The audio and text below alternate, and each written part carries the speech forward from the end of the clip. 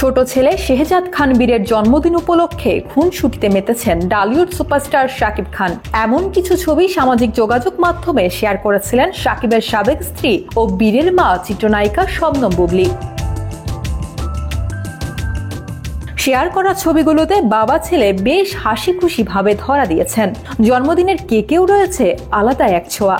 এটি ছিল সাদা রঙের প্রাইভেট কারের ডিজাইনের কেক। কেক কেটে বীরকে খাইয়ে দিচ্ছেন নায়ক। এখানে যেন তিনি মেগাস্টার নয়, একজন বাবার দায়িত্ব পালন করছেন।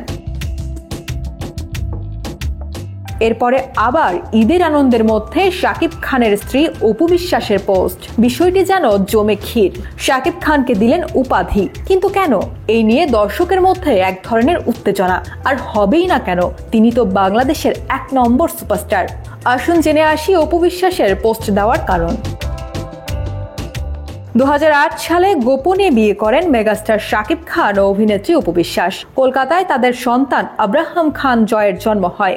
একই বছর বিবাহ বিচ্ছেদ হয় এ তারকা জুটির। তাদের বিচ্ছেদ হলেও বাবার দায়িত্ব পালন করতে কখনো ভুলে যাননি শাকিব খান। তাই তো ঈদ আনন্দ উৎসবে ছেলেকে সময় দিতে ভুলে যাননি তিনি। ঈদে ছেলেকে আব্রাহামকে নিয়ে বেশ খুনসুটি করেছেন শাকিব। শত ব্যস্ততার মাঝেও এই যেন বাবা ছেলের এক অন্যরকম বন্ধন।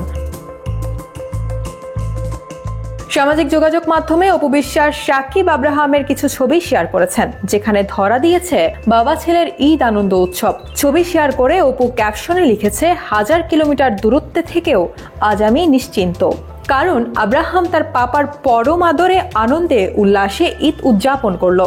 এই বন্ধন আজ আমাকে আনন্দের অশ্রুতে সিক্ত করলো। আমার সন্তানের বাবা নিঃসন্দেহে একজন শ্রেষ্ঠ বাবা।